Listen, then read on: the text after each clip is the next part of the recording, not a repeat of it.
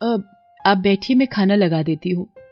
वो सब बाद में, पहले ये बता कि तूने वो गेहूं तो चबा लिए थे ना, जो मैं स्वामी जी से मंत्र पढ़वा कर लाया था। हाँ हाँ। बस स्वामी जी की कृपा रहे और जल्दी से मेरा बेटा इस दुनिया में आ जाए। और अगर बेटी हुई तो? नहीं, ऐसा कभी नहीं होगा। मैंने स्वामी से कहकर खास मंत्र इसीलिए तो पढ़वाया था, ताकि मेरे घर बेटा ही पैदा हो, चाहे जो हो जाए, बेटी नहीं होनी चाहिए बस। ऐसा क्यों कह रहे हो जी? बेटियां भी तो कितनी प्यारी होती हैं। क्या खाक प्यारी होती हैं, बोझ होती हैं, बोझ। देख ले, अपने पड़ोसी शांताराम को ही देख ले, 3 बेटियां हैं उसकी, अब रो रहा है। आज भी मिला था, बड़ी बेटी की शादी के लिए कुछ मदद मांग रहा था। मैंने तो मना कर दिया, लेकिन बड़ा तरस आया उस बेचारे पर। अरे, इतनी बेटियों की जगह अगर एक बेटा होता तो जिंदगी संवर जाती उसकी। कमा कर लाता, साथ में शादी में दान दहेज लेकर आता, सो अलग।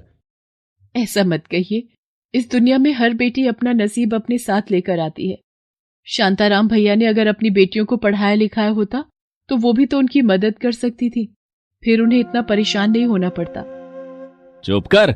बेटियों को घर से बाहर भेजना मतलब अपनी इज्जत खुद नीलाम करने के बराबर है। बहुत बवाल है। इसीलिए मुझे तो बेटी चाहिए ही नहीं, बेटा ही चाहिए, समझी? इतना कहकर विष्णु वहां से चला जाता है। इसके बाद सरोज हाथ जोड़कर भगवान से प्रार्थना करने लगती है। हे भगवान, दया करना, मेरी गोद में बेटी को मत भेजना, वरना उसकी जिंदगी बदतर हो जाएगी इस घर में। सरोज की सोच अपने पति विष्णु से काफी अलग थी, लेकिन फिर भी वो अपने लिए भगवान से एक बेटा ही मांग रही थी, क्योंकि वो जानती थी कि अगर उसे बेटी पैदा हुई तो विष्णु उसे कभी नहीं अपनाएगा। शादी के पूरे 5 सालों के बाद सरोज मां बनने वाली थी। विष्णु मधुमक्खी पालन का काम करता था। शहद बेचकर उसकी ज्यादा कमाई नहीं हो पाती थी, इसीलिए उसे अपने लिए बेटा चाहिए था, ताकि वो बड़ा होकर कमाने में उसकी मदद कर सके। लेकिन उसकी ये इच्छा पूरी नहीं हुई। सरोज ने एक बेटी को जन्म दिया। ये खबर सुनने के बाद विष्णु का गुस्सा 7वें आसमान पर था। ये क्या जन दिया तूने? कहा था तुझसे कि बेटा चाहिए, बार बार कहा था। सच बता मुझे, तूने स्वामी जी के दिए वो गेहूं खाए भी थे या नहीं? मैंने वो सब किया था जो आपने कहा था, लेकिन ईश्वर की इच्छा के आगे किसी की नहीं चलती जी। आप गुस्सा थूक दीजिए, एक बार अपनी बच्ची का चेहरा तो देखिए, देखिए कितनी प्यारी है ये। विष्णु अपनी बच्ची को देखे बिना ही कमरे से चला जाता है। सरोज को अपनी बेटी के लिए बहुत बुरा लग रहा था। ना मेरी बच्ची, ऐसे रोते नहीं, तू देखना, एक दिन तेरे बाबा तुझे बहुत प्यार करेंगे। मुझे विश्वास है कि तेरे नसीब से सब कुछ अच्छा हो जाएगा। सरोज ने उम्मीद नहीं छोड़ी थी। उसने बड़े ही प्यार से अपनी बच्ची का नाम रिंकी रखा और उसे अकेले ही संभालने लगी। वक्त बीता, लेकिन विष्णु टस से मस नहीं हुआ। उसने कभी भी अपनी बच्ची की तरफ प्यार से नहीं देखा, बल्कि वो तो उसे अपने घर में भी नहीं रखना चाहता था। हाँ काकी, ले जाओ इसे, अपने साथ रखो, तुम्हारी सेवा पानी कर दिया करेगी, बदले में तुम इसे खिला पिला देना। नहीं नहीं बाबा, मुझे कहीं मत भेजो, मैं आपकी और माँ के साथ रहना चाहती हूँ। तेरे चाहने से क्या होता है? इस घर में वही होता है जो मैं चाहता हूं। ए सरोज, जो भी सामान है इसका बांध दे, कल जाएगी ये काकी के साथ। सरोज भी विष्णु को समझाने की बहुत कोशिश करती है, लेकिन विष्णु तो फैसला कर चुका था। उसे हर हालत में रिंकी से छुटकारा चाहिए था। उसने कभी रिंकी को अपनी औलाद की तरह नहीं देखा। वो तो बस उसके लिए एक बोझ थी। अगले दिन जब विष्णु की काकी जाने लगी तो रिंकी ठीक उसी वक्त घर से गायब हो गई। रिंकी का काफी इंतजार हुआ, फिर हार मानकर विष्णु की काकी रिंकी को बिना लिए ही वहां से चली गई। रिंकी घर के पीछे ही छिपकर बैठी थी। उसने जब काकी को जाते देखा तो चुपचाप बाहर निकली, लेकिन इस सब में गलती से वो उस बॉक्स से टकरा गई जिसमें काफी सारी मधुमक्खियां थी। वो बॉक्स जमीन पर गिर गया और सारी मधुमक्खियां इधर उधर उड़ने लगी। ये देखकर रिंकी बहुत घबरा गई। अरे नहीं, अब तो पापा बहुत गुस्सा करेंगे, क्या करूं? अभी घर जाना ठीक नहीं रहेगा। ये सोचकर रिंकी चुपचाप घर से बाहर निकल जाती है। वो देखती है कि सारी मधुमक्खियां एक खास दिशा में उड़ रही थी। रिंकी को जब कुछ नहीं सूझा तो वो उन्हीं मधुमक्खियों के पीछे चल दी। दूसरी तरफ जब विष्णु ने मधुमक्खियों के बॉक्स को गिरा हुआ और मधुमक्खियों को वहां से गायब देखा तो गुस्से में चिल्लाने लगा, देख ले सरोज, तेरी उस मनहूस औलाद ने क्या किया, सब बर्बाद कर दिया, पूरा बॉक्स गिरा दिया, सारा शहद जमीन पर फैल गया। कहां है वो? सामने लेकर आ मेरे, आज मैं उसे जिंदा नहीं छोड़ूंगा।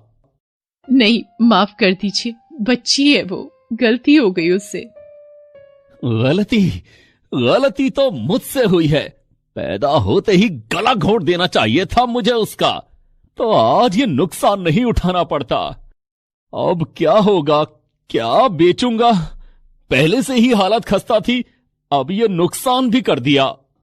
विष्णु रिंकी को हर तरफ ढूंढता है लेकिन वो उसे कहीं नहीं मिलती। मधुमक्खियों के पीछे चलते हुए वो तो घने जंगल में पहुंच चुकी थी। उसे मधुमक्खियों के पीछे जाना अच्छा लग रहा था, उसे होश ही नहीं था। फिर अचानक उसका पैर एक पत्थर से टकराया और वो जमीन पर गिरते गिरते बची।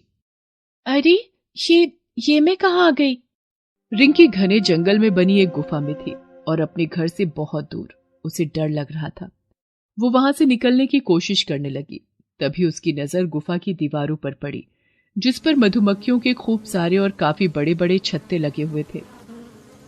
अरे, इतने सारे मधुमक्खियों के छत्ते, वो भी इतने बड़े बड़े, इनमें तो बहुत सारा शहद होगा।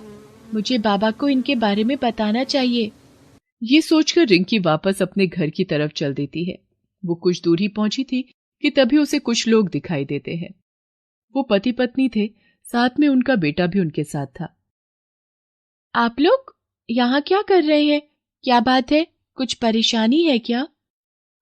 हाँ बेटा, हम लोग रास्ता भटक गए हैं, गलत टर्न ले लिया और यहाँ इस जंगल में आ पहुंचे।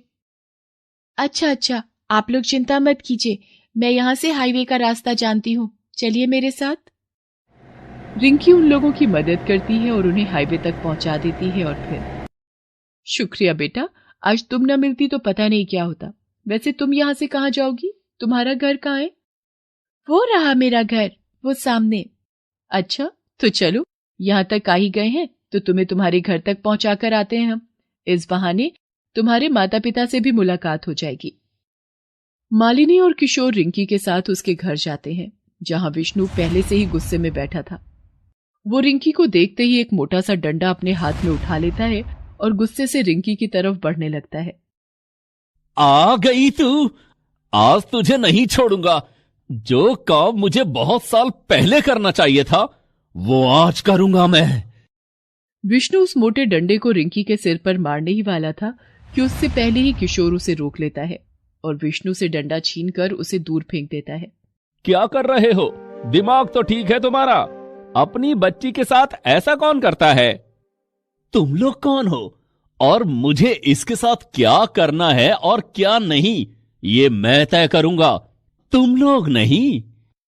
नहीं, तुम भले ही इसके बाप हो, लेकिन फिर भी तुम इसे इस तरह से नहीं मार सकते, समझे? रुको तुम, मैं अभी पुलिस को बुलाती हूँ, अब वही तुम्हें समझाएगी कि तुम क्या कर सकते हो और क्या नहीं। मालिनी अपने फोन पर पुलिस का नंबर डायल करती, उससे पहले ही रिंकी ने उसे रोक लिया और रोते हुए बोली, नहीं, ऐसा मत कीजिए आंटी, ये मेरे बाबा है, इन्हें पुलिस को मत दीजिए, मैं इनसे बहुत प्यार करती हूँ। देखा तुमने, तुम्हारा खून होने के बाद भी कितना फर्क है इसमें और तुम में। रिंकी, तुम्हें इस आदमी के साथ रहने की कोई जरूरत नहीं, तुम हमारे साथ चलो, मैं तुम्हें अपना लूंगी, तुम मेरे साथ मेरी बेटी बनकर रहना। नहीं आंटी, मैं अपने बाबा को छोड़कर कहीं नहीं जाऊंगी, आप बहुत अच्छी आंटी, लेकिन फिर भी मैं अपना घर छोड़कर कहीं नहीं जाऊंगी, मुझे अपने बाबा की मदद करनी है। बाबा, मैंने जंगल में एक बड़ी सी गुफा देखी है जिसमें बहुत सारे मधुमक्खियों के छत्ते हैं, वहां इतना शहद है कि हम उसे बेचकर खूब पैसे कमा सकते हैं, फिर हमारी सारी मुश्किलें दूर हो जाएंगी। बाबा चलिए, मैं आपको वहां लेकर चलती हूँ। रिंकी की मासूमियत देखकर वहां हर कोई हैरान था।